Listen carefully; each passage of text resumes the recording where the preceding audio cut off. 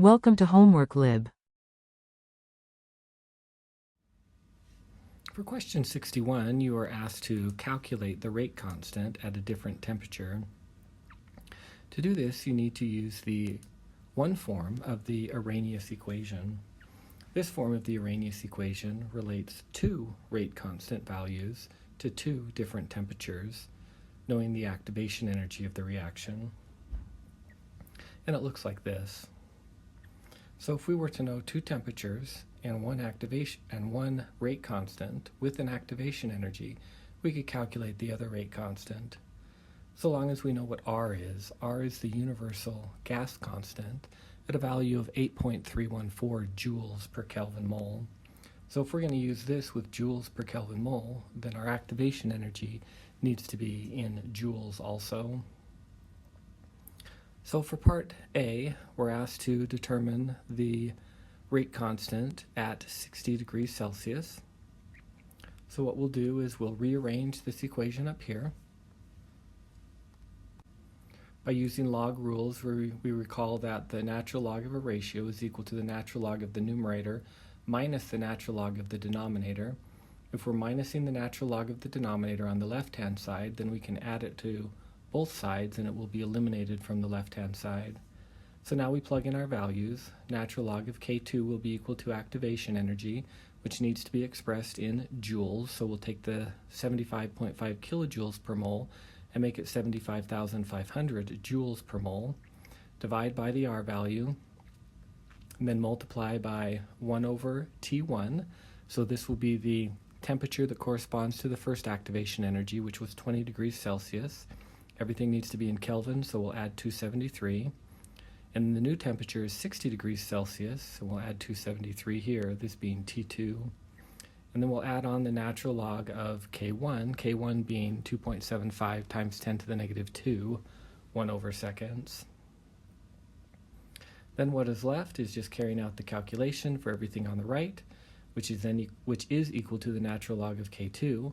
So if we take the anti-natural log of both sides, or e to the 0.12936 is our K2 value at 1.14 1 over seconds. Part B asks you to carry out the same calculation, but now with a different activation energy. So we still have the initial rate constant of 2.75 times 10 to the negative 2, initial temperature of 20 degrees Celsius, and final temperature of 60 degrees Celsius. The only difference is the rate constant. So we'll set up the equation the exact same way as we did before, this time using 125 kilojoules per mole, or 125,000 joules per mole. Plug in the two same temperatures, and then add on the natural log of the same first rate constant. This gives us a different natural log K2 value, which is equal to 2.570. So we take the anti-natural log of both sides, or e to the 2.570 is 13.1 1 over seconds. The last part of this question wants you to explain what assumptions that you made in order to carry out the calculations in parts A and B. Well, really the assumptions that we made are associated with the assumptions of the Arrhenius equation. We are using a form of the Arrhenius equation to carry out our calculations, so we need to assume that the collision model, or more specifically the Arrhenius equation, models the behavior for the rate of this reaction. If it didn't model the behavior, then we couldn't use it to carry out calculations for variables associated with the rate of the reaction. One that is important to consider when using the Arrhenius equation is that we are making the assumption that two things are constant.